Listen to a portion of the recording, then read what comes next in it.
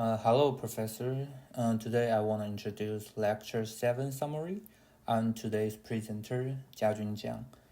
And here's the agenda. The Lecture 7 is talking about the memory. So we're going to start with memory hierarchy. And then is the on-chip and off-chip, DRAM, SRAM, and roll-hammer effect, and the processing in memory or near memory. The memory hierarchy. We can see the picture. There's a level 1 and level 2. From top to the bottom means the increased distance from the CPU in SS time. So the level 1 is the most fast and the level N is the slowest. And the y-axis means the size of the memory. So if we want the memory size is larger, the access time will be longer. But the ideal memory is we have large memory and it is very fast and is also cheap and non-volatile. But if you want the memory has those four characteristics, it is very hard or even impossible. So let's see the most fast memory, which is registers. In the previous lecture, we already know the register is really fast. The access time is as low as 1 clock cycle. But due to the memory hierarchy, the memory size is very small. We only have limited number of registers and need instructions for each register. So register is very fast but very small. Then is the cache. There have different level cache in our processor. Level 1, level 2, and level 3 caches are very popular type of caches. The smallest and the fastest is the level 1. It often separates into two sections, and the level 1 instruction and level 1 data. The principal function for the level 1 caches is to store frequently and use instruction and data for rapidly accessed by the CPU. The level 2 caches just sit between the level 1 and level 3. It provides more storage space for frequent request data and instructions. And level 3, in a multi-core processor, the level 3 cache is to share sources for all CPU core. It creates a shared cache space for commonly used data and instructions, allowing for efficient data sharing between cores. And then is the DRAM. DRAM is dynamic random access memory. DRAM relies on capacitor storage, and each storage cell only requires one capacitor and one transistor. DRAM determines the stored data is 1 or 0 by detecting the current flow.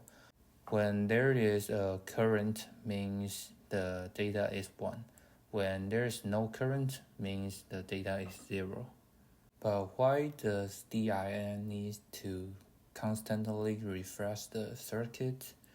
Because when performing a read operation on DRAM, the capacitor needs to form a loop with the outside, and the current change is to detect the storage element is 0 or 1. But after read, the charge flow along the current detection circuit will become 0. So the next time when we want to read, it will not be the original data. So after the read operation is complete, the circuits need to be refreshed and the data will be right back to the DRAM. And there is SDR and DDR. The main difference between SDR and DDR is the SDR only can transfer the data once in a clock, but the DDR can transfer the data twice in 1 clock cycle. So we can see when there's a 4 o'clock, when the signal is go up and go down, the DDR can transfer twice. So we can acquire 2 times bandwidth in the same clock cycle time. And there is a DDR2, DDR3, and DDR4. The DDR2 are twice as faster than the DDR due to improved bus signal. The DDR2 use the same internal clock speed as DDR, but the transfer rate are faster because the DDR2 has 4-bit prefetch, which is twice than the DDR, and DDR3 have 8-bit prefetch.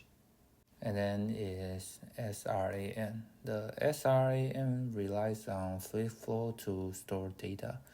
Each storage cell requires 6 transistors to store 1 bit. So SRAM is 6 times expensive than the DRAM. And when SRAM reading the data, it is equivalent to checking the state of the register because the SRAM already have 0 and 1 signal in the 6 transistor. So SRAM don't need to refresh the transistor. So that's the reason why SRAM is faster than DRAM. And then is memory organization. We can see the picture. There's a DRAM, and there's a lot of 1T cell in the memory area. We can see there's a rows and columns in the picture. So the computer have to know the data is stored in number 3 rows or number 5 columns. So you have to find the data. But only 1 bit can be read or stored per array. So we need the multiple arrays, like we need 8 bit to store 1 byte. So the memory organization like this we call bank. And if there's a lot of bank stack, we call it a rank. And then is Hyperman memory. The Hyperman memory is to make the computer to choose what kind of memory we want to use to improve the performance, because there's a lot of memory.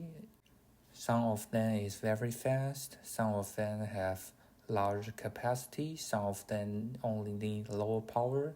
So we just make the computer to determine which kind of memory it want to use, so it is more efficiency. And then is the roll hammer effect. The roll hammer effect will happen when increase the density of DRAM circuit, because if we put more transistor in the same area, the transistor becomes smaller, but it will have higher density, because the distance between the transistor will be very, very small, so it will affect each other and then cause an error. And the solution for the roll hammer effect is make better DRAM chip, or we can refresh frequently, but those methods will need a higher cost or higher power. And the last is processing in memory or near memory, because the most power consumption happen when the data is moved from memory to CPU. So if we can decrease the distance between memory and CPU, we can acquire some benefit. So we can see the part D we call near memory computing, because we computing the data where the data is stored. And the next step is called computing in memory. We insert the processor inside memory so it can compute just in the memory. And there's all my presentation. Thank you, Professor.